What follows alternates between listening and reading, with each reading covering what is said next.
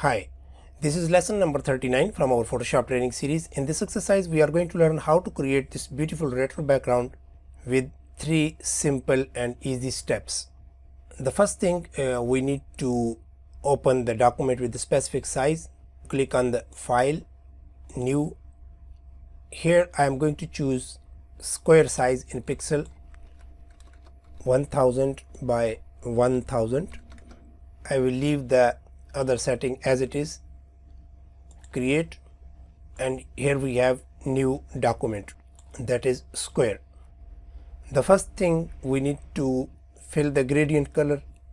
The gradient you need to choose with the dark and light contrast. Here we can set our foreground and background color. You can choose your desired color. I will just take the light beige and the background a little bit dark in this way. So here we have foreground and background color. Choose the gradient tool, and at the top here you can see the same color that we have here. We will use linear gradient mode. The first one, background layer is selected.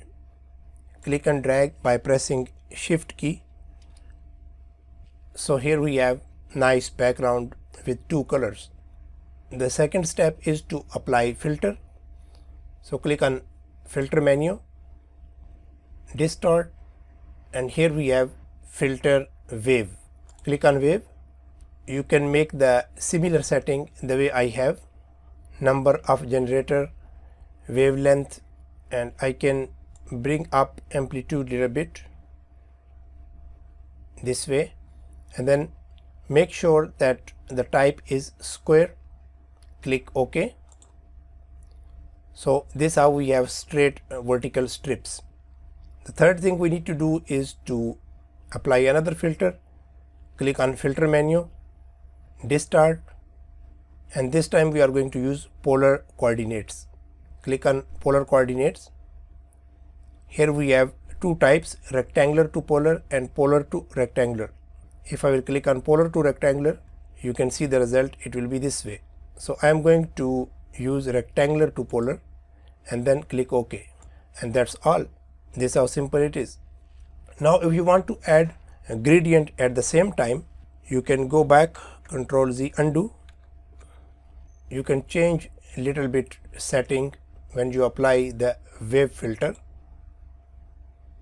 Distort, wave, and here we can bring back the amplitude.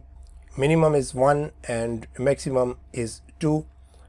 So you can see here the strips got blurred from top and bottom. Then click OK. So this is how you will get the result. This time if we will apply another filter, rectangular to polar, click OK. So you will get this beautiful result on your retro background. This type of background you can use for the text heading, also for some of the product presentation. If you want, you can add some texture, you can change the blend mode. That is additional you can do. Try to create your own background with your desired color and practice. That's all for now. I hope you enjoyed this lesson. If you like this video, make sure that you hit the subscribe button and click on the bell notification so you will be notified every time I upload a new video. Thank you.